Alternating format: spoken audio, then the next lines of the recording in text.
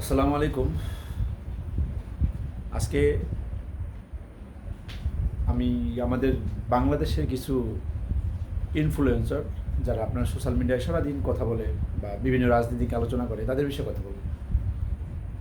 আমরা ভাই 1971 সালে আমাদের দেশের কতজন মা বোন বা কতজন মানুষ আহ, জীবন দিচ্ছে বা তাদেরকে মারা হয়েছে দেশের স্বার্থে শহীদ হয়েছে, এটা আসলে হিসাবটা মেলানো মুশকিল। একজন এক রকম গবেষণা করছে, কেউ বলে 30 লক্ষ, কেউ বলে 3 লাখ।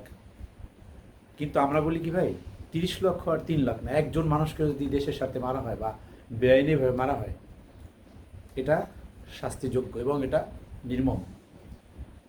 তো এই বিষয়টা নিয়ে আসলে এত টানাহেঁচড়া কেন? আপনি দেখবেন যে টানাহেঁচড়া করার একটা মূল উদ্দেশ্য আছে। আপনার এই সত্য মিথ্যা, যখন আপনি ইতিহাসকে মিথ্যাভাবে উপস্থাপন করবেন তখন মানুষদের ভুল তথ্য ছড়াবে এবং আমরা সারা জীবন এই তথ্য নিয়েই বড় হব। যেমন আমরা বড় হয়েছি যে 3 লক্ষ মানুষ, 30 লক্ষ মানুষ শহীদ হয়েছে, সারা জীবন শুনলাম। পরে দেখলাম যে ইতিহাসে এই মুক্তিযোদ্ধা যারা ছিল বা সেক্টর কমান্ডার যারা ছিল, বড় বড় বীর মুক্তিযোদ্ধা ছিল, আপনার বীর উত্তম যারা ছিল, তারাই বলছে যে না, 30 লক্ষ মানুষ শহীদ হয় নাই। এখন ভাই এই যে যারা এই দেখেন এমন পর্যায়ে নিয়ে গেছে যে এখন যদি 30 লক্ষ স্বীকার না করে যে 30 লক্ষ মানুষ মারা যায়, স্বীকার না করে, তাহলে তার 14 গোষ্ঠীকে পার করে দেবে একটা গ্রুপ। এখন ভাই একবারও এই 30 লক্ষ মানুষ নিয়ে যে এত গবেষণা, কিন্তু একজনও বলে না 30 লক্ষ মানুষ শহীদ হয়েছে, ঠিক আছে, কিন্তু ভারতের এখানে কাজটা কি ছিল? ভারতের সেনাবাহিনীর কাজটা কি ছিল এখানে? দেখেন, আমি ভারত বিরোধী কথা বললে আমার পেজে রিপোর্ট মাইরাকার পুরা উতাল পাতাল করে দেয়। তারপরে বলিবে আমার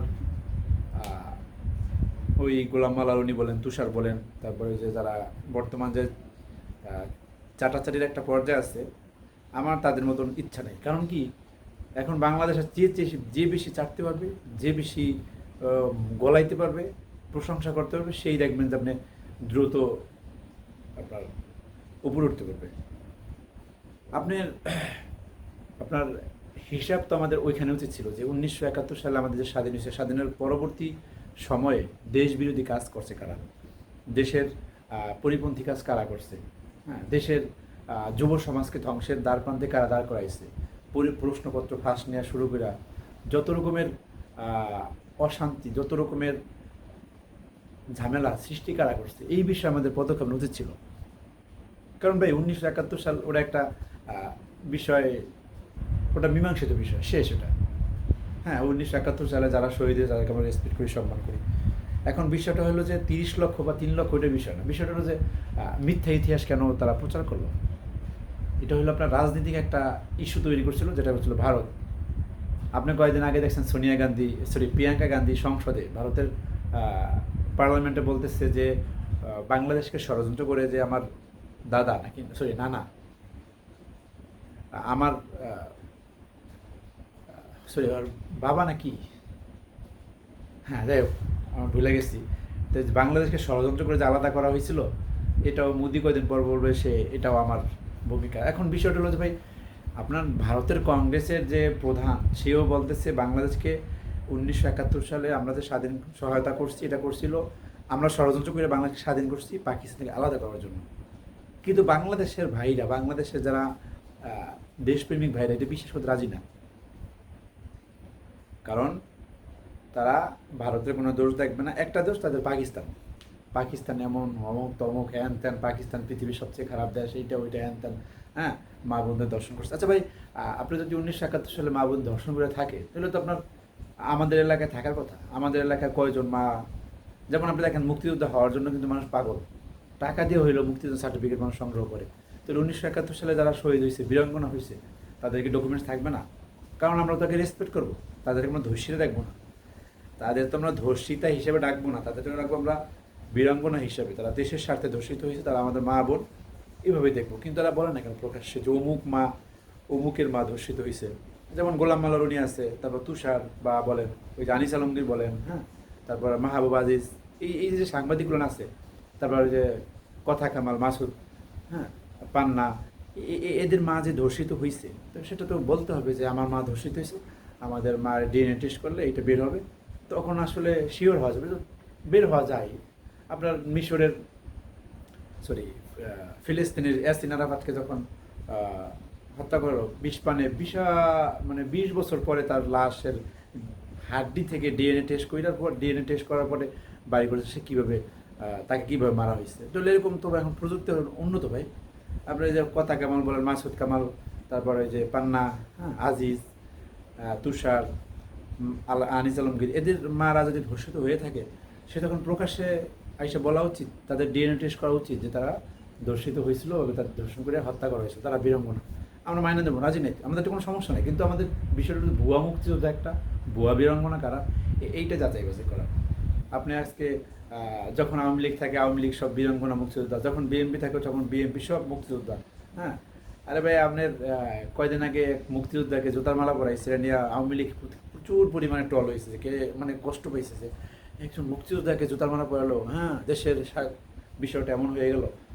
অথচ ভাই এই যে গাজী, জামাতের এমপি গাজী নজরুল ইসলাম, সে তো ভাই মুক্তিযোদ্ধা, কিন্তু একজন তো বলে না তাকে মুক্তিযোদ্ধা। হ্যাঁ, কারণ কি জানেন, সে জামাতের এমপি। মানে জামাতের দোষ, জামাতের ত্রুটি পাইলে যে যার মতো কইরা, হ্যাঁ, ও জামাত এই মনে হয় জামাত ক্ষমতায় চলে আসলো। হ্যাঁ, আবার জামাত কেন আমাকে ডাকলো না, জামাত আমাকে মূল্যায়ন করলো না, এই বিষয় নিয়ে মানুষ এখন প্রচুর।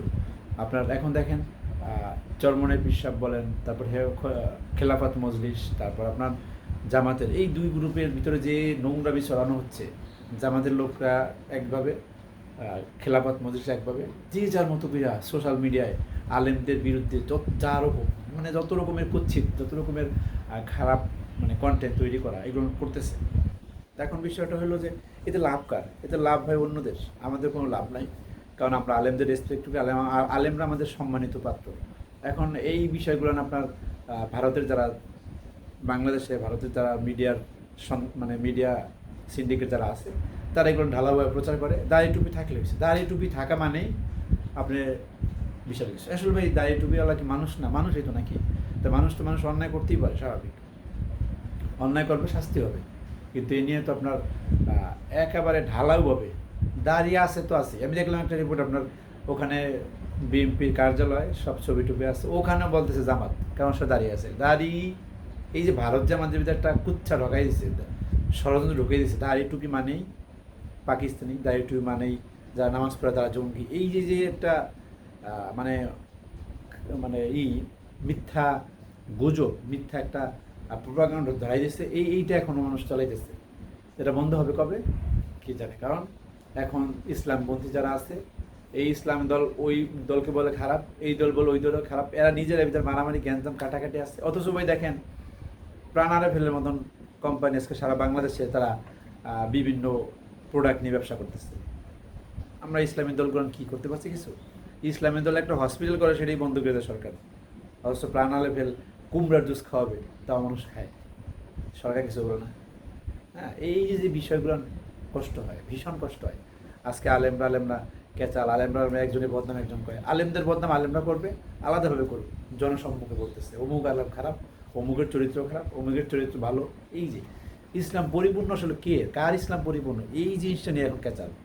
হ্যাঁ, মতভেদ থাকবে, যে আমি অন্য দলকে খারাপ বলবো, আমার দলকে ভালো বলবো। হ্যাঁ, সঠিক তথ্য ছড়াবো না, মিথ্যা তথ্য ছড়াইয়া একজনের মান, একজনকে হ্যারেস করবো। এই জিনিসগুলো সোশ্যাল মিডিয়া থেকে কমানো উচিত। ঠিক আছে? আর জামাত অন্যায় করলে জামাতের সমালোচনা করবেন, বিএনপি অন্যায় করলে বিএনপির সমালোচনা করবেন, তবে তথ্যবহুল হইতে হবে, এটা সঠিক তথ্য থাকতে হবে। ঠিক আছে? আর মিডিয়া সিন্ডিকেট তো আছেই বাংলাদেশে। আল্লাহ হাফিজ।